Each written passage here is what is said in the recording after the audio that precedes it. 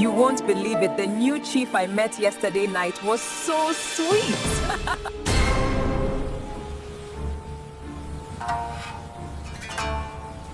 The red dust swirled beneath their feet as they walked, three figures moving with practiced confidence down the cracked pavement of Mombasa's morning streets.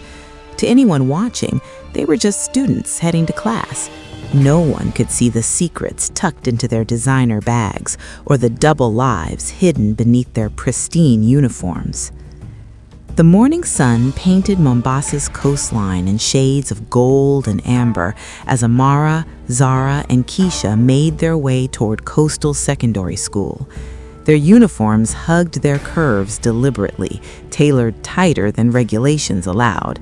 At 17, they had mastered the art of looking innocent while being anything but. "Did you see Mr. Hassan's face yesterday?" Zara giggled, adjusting her skirt higher. "He couldn't stop staring." Amara smirked, her lip gloss catching the light. Men are so predictable. Speaking of which, Uncle Juma texted, "Party tonight at the yacht club." They weren't really students anymore, not in any meaningful way. School was just a cover, a place their parents believed they spent their days. The truth lived in an abandoned construction site behind the science block, where they'd converted a corner into their private sanctuary. That's where their real uniforms waited: tight dresses, high heels, and the lives they'd chosen since Form 2. The unfinished building had become their headquarters. Cigarette butts littered the concrete floor, empty bottles tucked behind loose bricks. While their classmates struggled through mathematics and literature, the three girls reclined on stolen cushions, planning their next moves, their next parties, their next wealthy uncles. "Summer finished our chemistry assignment," Keisha announced, pulling out her phone. "Sent it this morning." "Good little church mouse," Zara laughed. "Always so helpful." Summer Omandi was everything they weren't: quiet, studious, genuinely poor. While they pretended to need the money from their elderly admirers, Summer actually did. Her mother sold vegetables at Kongowea Market, counting every shilling to keep her daughter in school. The irony wasn't lost on them. Summer wrote their assignments for pocket change, while they made thousands dancing at private parties. "She's too holy for her own good," Amara said, lighting a cigarette, always preaching about choices and consequences. What they didn't mention was how Summer's warnings sometimes echoed in the quiet moments, how her concerned eyes made them look away. That afternoon, as school dismissed, they sprayed themselves with expensive perfume, gifts from Uncle Juma, Uncle Rashid, Uncle whoever was paying. The scent masked the smoke and alcohol, kept their parents naive. Their mothers kissed their foreheads at dinner, believing their daughters were studying hard, preparing for their futures.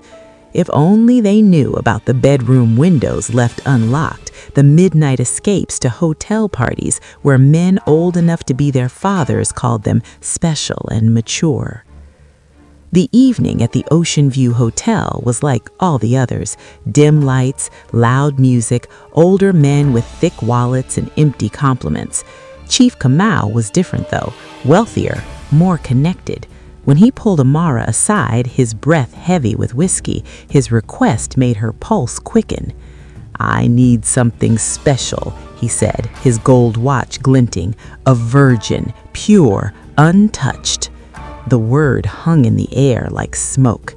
"I'll pay 500,000 shillings to each of you who can arrange it."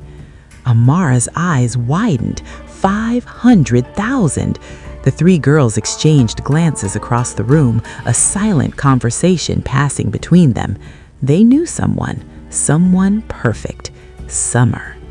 The next morning, they cornered her in an empty classroom.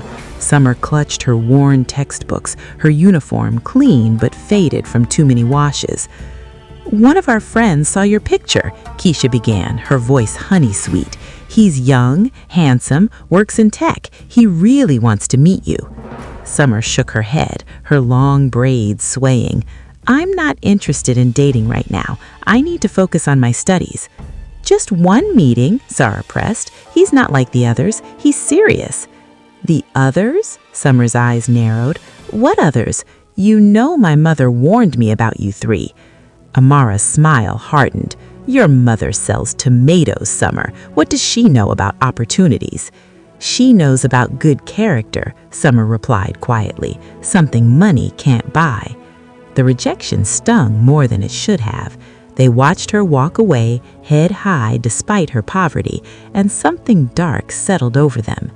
We're not losing that money, Amara said finally. We just need a better plan. 2 days later, they found Summer in the library. We're doing a photo shoot for our Instagram, Keisha explained, her voice bright with false enthusiasm. For our lifestyle blog, we need you to film us. We'll pay you 2,000 shillings for an hour of work.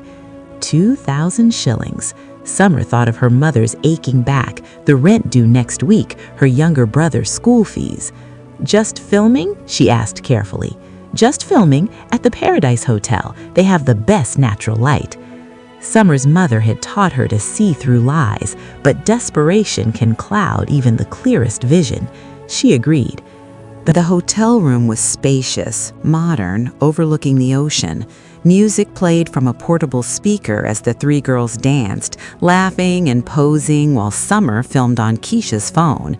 Everything seemed normal until Zara brought out bottles. We'll have drinks, but we got you juice, she said, handing Summer a sealed bottle. We know you don't drink alcohol. The kindness should have been suspicious. Summer opened the mango juice, trusting the unbroken seal, and drank deeply. The room was warm from dancing. Within minutes, the edges of her vision blurred. Her limbs felt heavy, disconnected. The last thing she heard was Amara's voice, distant and cold. Chief Kamau, we're ready. Come now. Then darkness swallowed her whole. Martin Odongo had worked hotel reception for 12 years. He'd developed an instinct for trouble, the subtle signs when something wasn't right. The older man who checked in, asking for the room number of 3 young ladies, set off every alarm in his head. He waited 20 minutes, then walked upstairs. Outside room 307, he paused. Voices filtered through the door, sharp, argumentative. Send the money first. My app isn't working. Give me a minute. We don't trust anyone. Money first or we walk. Martin knocked firmly. The door cracked open. One of the girls smiled too brightly, her eyes nervous. Yes? Just checking if everything's all right. Heard some raised voices. We're fine. Just shooting content for social media. All good. But it wasn't good. Martin's instincts screamed. The way she blocked his view into the room, the forced cheerfulness. As he walked back downstairs, he radioed security. Keep eyes on room 307. Something's wrong. Inside the room, Chief Kamau's transfer finally went through. 3 phones chimed simultaneously. The girls grabbed their bags without looking back, without asking what this wealthy man wanted with their unconscious friend, without noticing the surgical instruments in his leather case. They rushed past Martin on the stairs, their smiles plastic and trembling. He radioed immediately. Stop those 3 girls. Don't let them leave. At the door, Martin knocked again. This time, he brought security.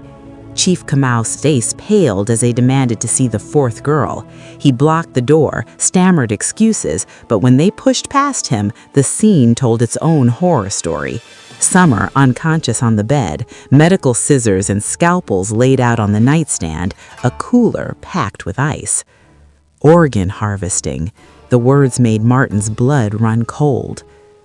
Summer awoke in a hospital bed, her mother clutching her hand, tears streaming down weathered cheeks.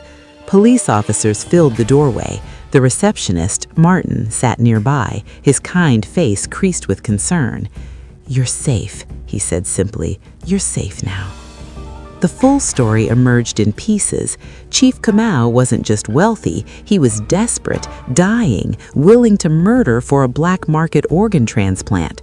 Amara, Zara, and Keisha had sold their friend's life for money they'd already spent on clothes and parties. The trial was swift, the evidence overwhelming. Standing in court, Summer finally faced the three girls who'd betrayed her. They looked smaller now, younger, stripped of their designer armor. Amara wouldn't meet her eyes. Zara cried. Keisha stared at her hands. "I would have helped you," Summer said quietly when given the chance to speak. "If you needed money, I would have shared my assignment earnings. If you needed a friend, I was there. You chose to see me as prey instead of a person." Her mother's warnings had been right, but so had her own instincts, the ones she'd ignored when tempted by 2,000 shillings. Outside the courthouse, Martin waited. "You were lucky, but you were also brave. Don't let this steal your trust in people." Summer nodded, understanding that luck and bravery sometimes looked the same, and that the real price of innocence wasn't money, it was the ability to see danger before it saw you. She walked home slowly, her mother beside her, grateful for the instincts that wouldn't fail her again.